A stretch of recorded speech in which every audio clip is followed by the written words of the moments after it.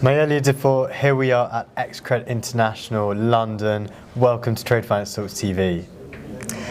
Okay, I've been working for more than 35 years in the credit insurance industry, first for COFAS and now for Bpifrance. And I have represented Bpifrance at the Berne Union meetings. And my job at Bpifrance, I am in charge of international relation, development of products, rating, climate, environment, and social. So a lot of variety that makes the job very interesting. And as you know, I have been elected in November as president of the Berne Union, and I am very honored about that. And I have a lot of objectives to fulfill during my 2 years mandate.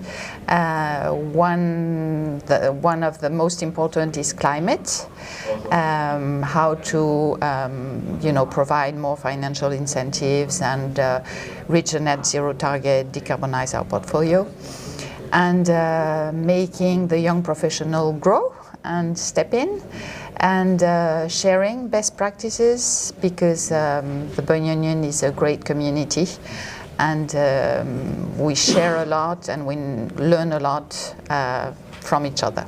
Thank you very much, Maëlia. So let's start back to the basics, because I think that's really important for the professional community. And given your two hats in your two roles, what's the difference between an export credit agency and a private credit insurer? Okay, the main difference is that export credit agency have to respect the principle of subsidiarity, so to let the private insurers insure first, and if they cannot, to have the exporters come to the ECA. Then another important thing that is different is that most of the ECAs are backed by their government, and in times of crisis, if the private insurers step out a little bit, then we can step in by reinsurance of the private insurers in order for them to be able to insure the SMEs. Of course, you have some ECAs that provide short term, so they can do it. I'm a lot talking about SMEs because we have to help them maybe more than the big companies that know very well how it works. So that is the main thing, but we both work for the same purpose, that is to develop export and to be able to ensure all the demands that we have from SMEs and key accounts. Thank you for exploring those differences, but also the common ground. So in the recent years, we've seen the pandemic, we've seen the Russia-Ukraine war, we've seen hugely increasing energy and commodity prices. We've been grappling with inflation. What are some of the recent trends you've seen from a trade credit insurance perspective, say in the past 12 months or so? Mm-hmm. Well, you probably heard at the conference just now that the world trade has grown up by 10%. And if the world trade has grown up by 10%, we have to insure the contracts. That means that we have still export contracts. And the trend that we have seen inside the Berne Unions is increasing too, in short term and in medium and long term, and even in PRI.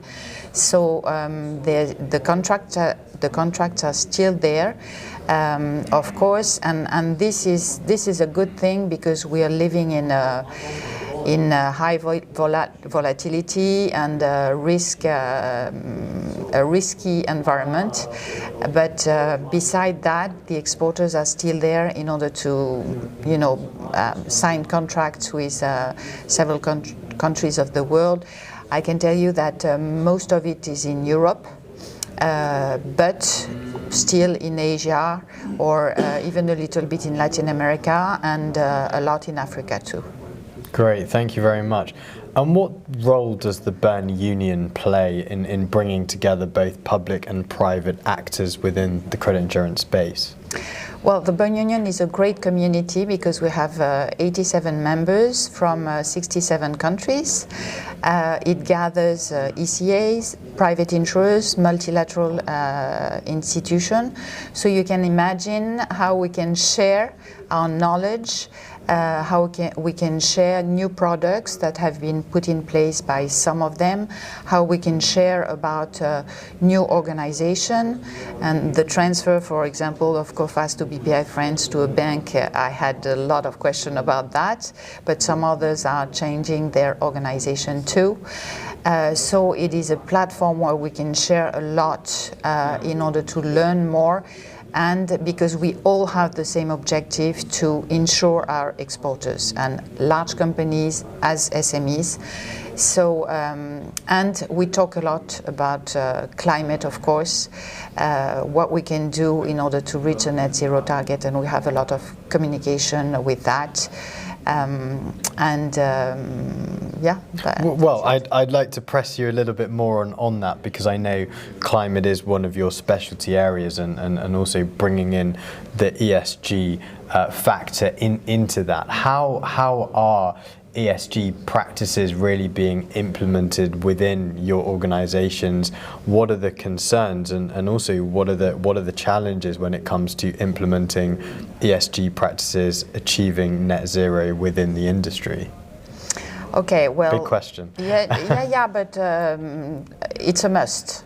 Climate, we all have to fight against climate change. And inside Bpifrance, we have put in place decarbonization of our portfolio. So we use the consultant in order to help us. And it is good because the curve is declining. We don't, as you know, we don't insure anymore coal, no oil, no gas. And it has been put in the law, and we have announced it. And we have created financial incentives for the green project in order to foster their development for green project and project in transition. And you may ask me, what is a green project? We look at the EU taxonomy, and we look at the criteria that is written in the EU taxonomy in order to define what is a green project. And inside the Berne Union, this is my double head by being president of the Berne Union. Climate is one of my objectives.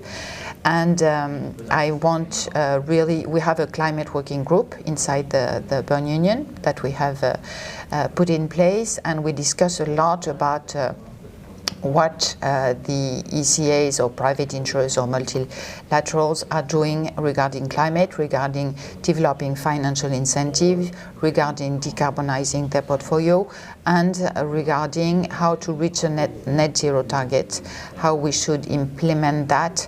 And to tell you the truth, we get a lot of steps ahead, and because as you know, it will be a long marathon, and we have to keep being in the race and reach the finish line. Maëlia, it sure is a race, but I guess it's got to be one in a slow and steady fashion. It's a marathon, we could probably say. Thank you so much for joining us on Trade Finance Talks TV. Such a pleasure to have you here at ECAs International here in London. Okay, thank you very much. Thank you.